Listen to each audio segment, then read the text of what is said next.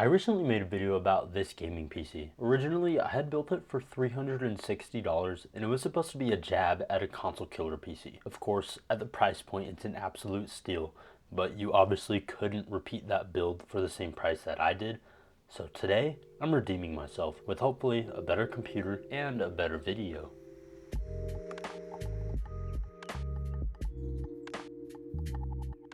Today we have this, and this is my new $500 console killer PC. And let me tell you, the performance on this thing is actually pretty good. From esports titles all the way to AAA titles, this thing will have you covered. And this is a build that you can replicate today, and I'll have everything linked down below for you to check it out. Let's get into it. This video is sponsored by Super CDK. If you just built a new computer, whether that's a flip or one of your personal builds, and you need to activate Windows, then visit them down below. They have Windows 10 and Windows 11 keys, but before you check out, be sure to use the discount code SPLA to save some extra money on checkout. And once you get the key, activating it is super easy. Just copy and paste it straight into the window activation settings on your computer. Thank you Super CDK for sponsoring this video, and be sure to check them out down below. So that first PC I built, it was pretty sick and it performed great. Price to performance was awesome and it had a really nice upgrade path thanks to AM4. But if you can't build it for a repeatable price, then what's the point? Well, here's today's build. It has the same awesome upgrade path thanks to AM4, but it's actually a realistic build. Starting off this build is the CPU. I went with the Ryzen 5 5500 and I got this brand new off Amazon for $99. And since I got it brand new, it also came with the Wraith Stealth cooler, and this should be enough cooling for the Ryzen 5. It is a 6-core 12-threaded processor that is built on AM4, so you have a ton of different options for CPUs. If you want to spend a little bit less than $100, then you can pick up something like the Ryzen 5 3600, or if you want a new one, you can pick up the Ryzen 5 4500, which is around $80 to $90 brand new. I'm going to be pairing this Ryzen processor with a B450 motherboard for $65. You can either buy used or new and expect to pay around that $65 price range, but you shouldn't be paying more than that, especially with how cheap you can find B450 boards on the used market. The exact model I went with is a Gigabyte B450M DS3H Wi-Fi. It has 4 DIMM slots, 1 M.2 slot, and a total of 8 USB ports on the back. To finish out the motherboard, I went with 16 gigabytes of RAM and a 1TB SSD. My kit of RAM is a 2x8 gigabyte kit and it's clocked at 3200 megahertz. And the NVMe SSD I went with is a 1TB from Silicon Power. I recommend finding the cheapest RAM kit you can find that's at least at 3200 megahertz, and for the SSD, just find the cheapest 1TB from a reputable brand. For the power supply in the build, I went with something that you might not like. It's a Thermaltake Smart 600 watt unit. I'll give you guys a second to drop all your comments down below about me using a bomb for a power supply. If you're watching this video, then the power supply was fine and I didn't blow up. If you're worried about it for your personal build, then you can just spend a little bit of extra money on a better unit. I just went with the Thermaltake unit because at the time of recording, that was the only in-stock unit on Amazon. And last but not least is the case. Since the PS5 is white, I also decided to go with a white chassis. It is the Antec NX200M, and I scored this bad boy on a sale for $55. So micro RTX layout with one included fan, and overall it's pretty good value for what it is. And now the final part of the build, the GPU. Well, it's in this box. I bought it from eBay for $125 and $725 for shipping. And let's just say, I had a scare with this package. I did not think it was gonna show up. When I was deciding what GPU to go with, the options were pretty slim in my price range. On the NVIDIA side, I could have went with the RTX 2060. And then on the AMD side, you have the RX 5700 XT. So what GPU did I go with? Well, let's open up this box and take a look.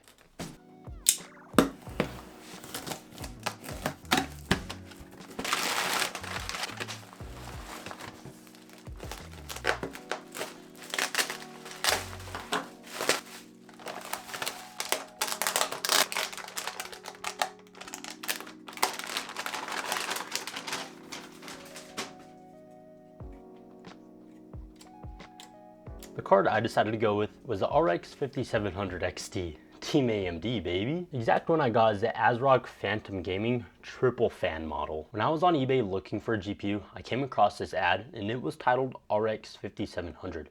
After looking at the ad a little bit deeper, swiping through the pictures, I zoomed in on the sticker on the GPU and I saw that it was an RX 5700 XT, and then the seller also had some like screenshot benchmarks which confirmed the GPU even more. Well, fingers crossed all the parts work together. Let's build it.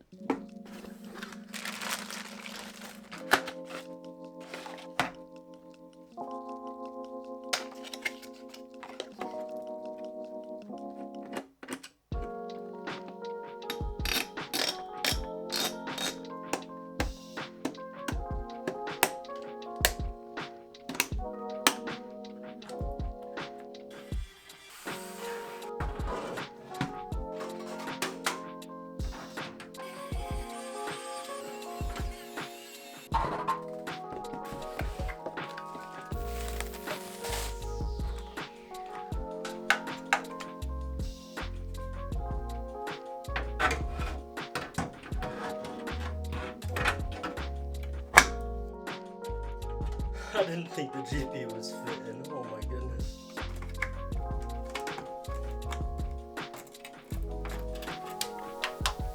Wow, the build is done, and I'm happy that GPU fit. It is a tight squeeze. The one zip tie I used right here for the PCIe cables was actually the only one that I used in the whole build. This PC build was so simple, man. Simple fans, no RGB, and no SATA cables for the storage drives. You gotta love it. And good news, it all works too.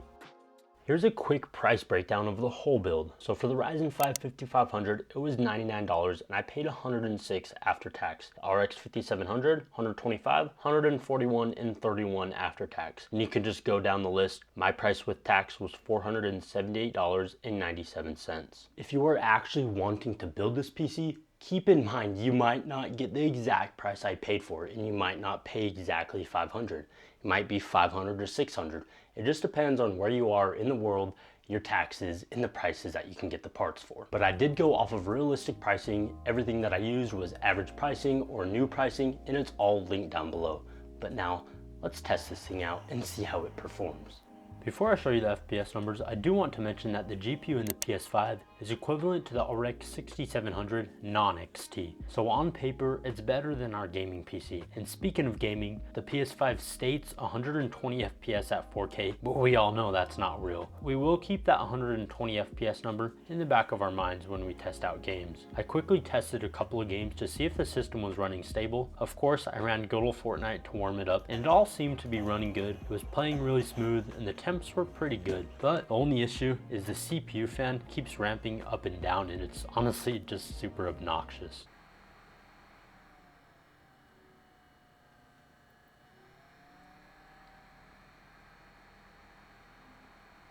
Other than that, the system seems to be handling it well. I also decided to test out a harder to run title, so I loaded up Cyberpunk, and this is where things kind of took a turn. So the temps, they were good in Fortnite, but man, not in Cyberpunk. Our poor little GPU was starting to sweat. Before continuing to test, I decided to just shut it down and do some maintenance on the PC. Since the GPU was bought off eBay, I gave it a quick cleaning and applied fresh thermal paste, and since the case only came with one fan, I decided to add an extra one in the front. This should help bring the GPU temps down, considering there isn't much clearance under our graphics card. The heat is kind of just sitting there, so fresh air shouldn't hurt. I also downloaded this fan control software and set both case fans and the CPU fan to run at a more stable curve. This software is super cool. It allows you to tweak the fan settings without even having to go into the BIOS. I highly recommend it. And then the last thing I did was applied a slight undervolt to the GPU with a target voltage of 1100 millivolts. After making all those changes, I loaded back into Fortnite. I ran the game at performance mode with 100%